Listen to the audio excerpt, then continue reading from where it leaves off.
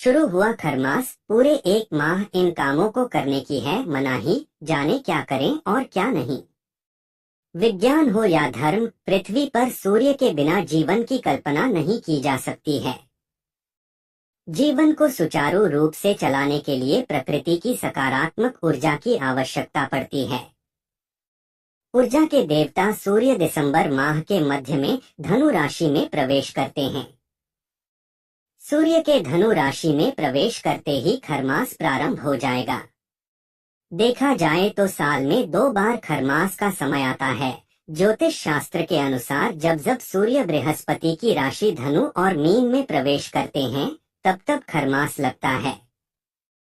किंवदंती के अनुसार खरमास महत्व को प्रत्येक जनमानस तक पहुंचाने के लिए एक कथा कही जाती है, जिसमें बताया जाता है कि सूर्य अपने साथ घोड़ों के रथ पर बैठकर ब्रह्मांड की परिक्रमा करते हैं और परिक्रमा के दौरान भगवान सूर्य का रथ एक क्षण के लिए भी कहीं नहीं रुकता है। लेकिन संपूर्ण ब्रह्मांड में वर्ष भर दौड़ते दौड़ते सूर्य के सातों घोड़े थक जाते हैं, इसलिए कुछ अंतराल के लिए घोड़ों को विश्राम एवं जल पीने के लिए रथ की भागदौड़ खर को सौंप दी जाती है, जिसके कारण सूर्य के रथ की गति में परिवर्तन आ जाता है। किंवदंती अनुसार गधे यानी खर अपनी मंद गति से खरमास के समय रथ को संचालित करते हैं, जिसके फलस्वरूप सूर्य का तेज क्षीण होकर धरती पर प्रकट होता है। मकर संक्रांति के दिन से सूर्य पुनः अपने साथ अश्वों पर सवार होकर आगे बढ़ते हैं और धरती पर सूर्य का तेजोमय प्रकाश धीरे धीरे बढ़ने लगता है। ऐसे में आइए जानते हैं कि खरमास में क्या करना चाहिए और क्या नहीं। खरमास की शुरुआत पौष मास के कृष्ण पक्ष की प्रतिपदा तिथि से होती है।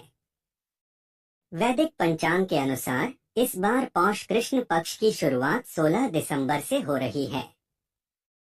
इस दिन सुबह 7:40 पर सूर्य धनु राशि में प्रवेश करेंगे। 14 जनवरी 2025 तक सूर्य इसी राशि में रहेंगे।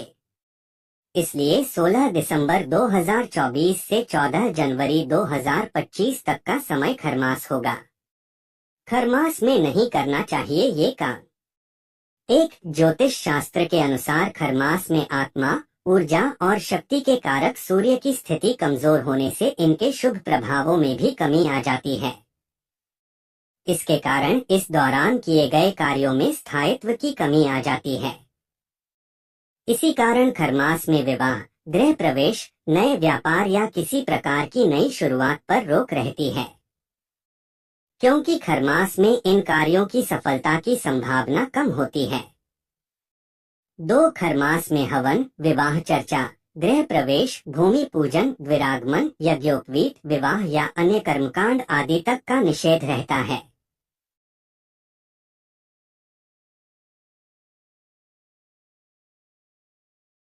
तीन खरमास में पूजा का खास महत्व है। खासकर सूर्य देव की पूजा से आपको लाभ होगा। रोज सुबह उठकर सूर्य देव को जल चढ़ाएं और सूर्य मंत्र का जाप करें। ऐसा करने से सूर्य देव की कृपा आप पर बनी रहेगी और भाग्य मजबूत होगा। 4 सर्द मौसम सभी लोगों के लिए एक जैसा नहीं होता। इस मौसम में कई लोगों की चुनौतियां बढ़ जाती हैं। विशेषकर जिन लोगों के पास मौलिक संसाधनों की कमी है, उनका जीवन बहुत कष्टकर होता है। इसलिए खरमास के सर्द दिनों में गरीब, जरूरतमंद और पशु पक्षियों को अन्नदान करना चाहिए। 5 खरमास में भगवान विष्णु की पूजा करने से बहुत लाभ होता है और ग्रहों की स्थिति अच्छी रहती है। खरमास के दौरान भगवान विष्णु को पीले भोजन का भोग लगाना चाहिए और उनकी विधिवत पूजा करनी चाहिए। ऐसा करने से कुंडली में गुरु मजबूत होता है। साथ ही भजन कीर्तन करने से मन और शरीर में ऊर्जा आती है। 6 हिंदू धर्म में दान पुण्य को बहुत महत्वपूर्ण माना गया है। पौराणिक मान्यता है कि दान पुण्य करने से हमारे अच्छे कर्म बढ़ते हैं और इसका फल हमें मृत्यु के बाद भी मिलता है। खासतौर पर खरमास में जब शुभ काम करने की मनाही होती है, तब दान पुण्य जरूर करना चाहिए। इससे जीवन में सुख समृद्धि आती है। साथ खरमास में मांगलिक कार्य नहीं किए जाते हैं, लेकिन भजन कीर्तन करने का विशेष महत्व है। खरमास में भजन कीर्तन करते हुए भगवान को स्मरण रखना चाहिए। इसके अलावा शाम के समय घर के मंदिर में दीपक भी जरूर जलाना चाहिए। 8 खरमास में आप कोई भी नया कार्य, बिजनेस की शुरुआत ना करें। कोई भी नई डील ना करें। साथ ही ये पूरा महीना निवेश करने के लिए भी उचित नहीं है। इससे आपको फायदा होने की बजाय नुकसान हो सकता है। नई जमीन, घर, वाहन, सोने चांदी, रत्न, वस्त्र आदि खरीदने से भी बचना चाहिए। नौक सगाई, शादी ब्याह, गृह प्रवेश, मुंडन, घर खरीदने, उपनयन संस्कार यानी जनेऊ पहनना जैसे कार्यों से भी बचना जरूरी है। जो लोग नियम के विरुद्ध जाकर शादी ब्याह करते हैं, उनकी शादीशुदा जिंदगी में परेशानियां शुरू हो सकती हैं। दाम्पत्य जीवन पर नकारात्मक असर पड़ सकता है। ऐसे में बेहतर है कि आप 1 महीना रुककर ही विवाह करें। 10 कुछ लोग खरमास के दौरान ही बेटी को अपने घर से विदा करते हैं। इससे भी बचना चाहिए। विदाई खरमास लगने से पहले या फिर समाप्त होने के बाद ही करें। कभी भी किसी देवी देवता का अपमान, अनादर ना करें, वरना आपको कई तरह की परेशानियों का सामना करना पड़ सकता है। किसी भी भिखारी को दरवाजे से बुरा भला बोलकर ना भगा दें। ये अशुभ हो सकता है आपके परिवार के लिए। 11 मान्यता है कि इन दिनों तामसिक भोजन करने की मनाही होती है। लहसुन, प्याज, शराब, मांस, मछली आदि का सेवन नहीं करना चाहिए।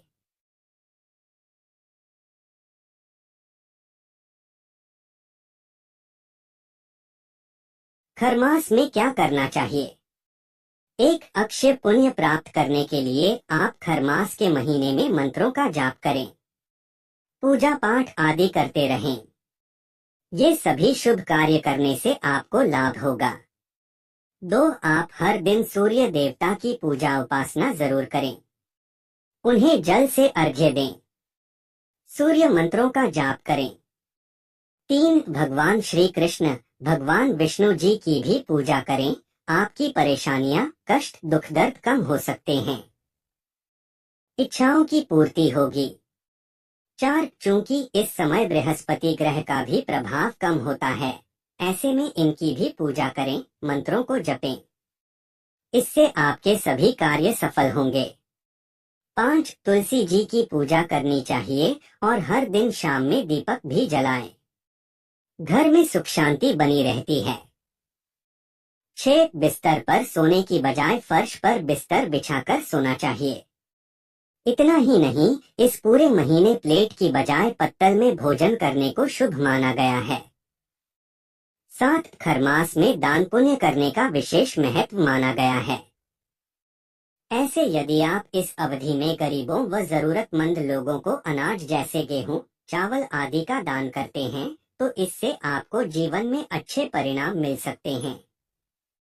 इसी के साथ आप खरमास में गर्म कपड़े और कंबल आदि का दान भी कर सकते हैं।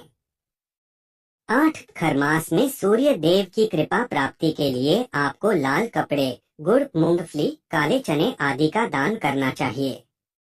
ऐसा करने से साधक की कुंडली में सूर्य की स्थिति मजबूत होती है, जिससे साधक के लिए धन वैभव में वृद्धि के योग बनने लगते हैं। 9 खरमास को बृहस्पति देव की कृपा प्राप्ति के लिए भी खास माना जाता है। बृहस्पति देव को ज्ञान का कारक माना जाता है। ऐसे में यदि आप भी बृहस्पति देव की कृपा करना चाहते हैं, तो इसके लिए आपको खरमास में पीली रंग की चीजों का दान करना चाहिए। 10 खरमास की अवधि में पीतल या फिर स्टील के बर्तनों का दान करना भी काफी शुभ माना जाता है। इससे साधक को पारिवारिक कलह की स्थिति से छुटकारा मिलता है और जीवन में सुख शांति बनी रहती है। इसी के साथ अगर आपके किसी कार्य में बाधा आ रही है, तो ऐसे में आप केसर का दान कर सकते हैं।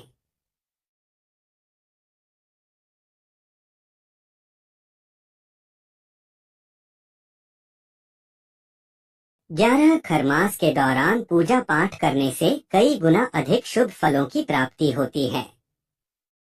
खरमास में वो नमो भगवते वासुदेवाय नमः मंत्र का जाप करना चाहिए। खरमास के दौरान भगवान विष्णु की पूजा करने से मनोवांछित फलों की प्राप्ति होती है। इसके अलावा खरमास में सूर्य देव की उपासना भी शुभदायी होता है। पौराणिक कहानियों के अनुसार जब सूर्यदेव पृथ्वी पर जीवन के दाता माने जाते हैं। सूर्य के ताप के बिना जीवन संभव नहीं है। सूर्य से प्रकृति जुड़ी हुई है। सूर्य जब बृहस्पति की राशियों में प्रवेश करते हैं तो उनका तेज कम हो जाता है। सूर्य का तेज होना मांगलिक करने के लिए उत्तम नहीं माना जाता है। इसलिए इस दौरान लोग मांगलिक कार्य नहीं करते हैं। ज्योतिष शास्त्र के अनुसार सूर्य ग्रहों के राजा हैं और पिता पक्ष का प्रतिनिधित्व करते हैं। इसलिए खरमास लगने पर सूर्य का तेज कम होने को सौर परिवार के एक मुख्य व्यक्ति की स्थिति के समान माना जाता है और विवाह सहित कोई भी मांगलिक कार्य नहीं किए जाते। नोट, उम्मीद है आप सभी को वीडियो पसंद आई हो तो चैनल को सब्सक्राइब और वीडियो को लाइक जरूर करें। यह तमाम जानकारी जनरुचि को ध्यान में रखकर दी जा रही है। ज्योतिष और धर्म के उपाय और सलाहों को अपनी आस्था और विश्वास पर आजमाएं। कंटेंट का उद्देश्य मात्र आपको बेहतर सलाह देना है। इस संदर्भ में हम किसी प्रकार का कोई दावा नहीं करते हैं। धन्यवाद।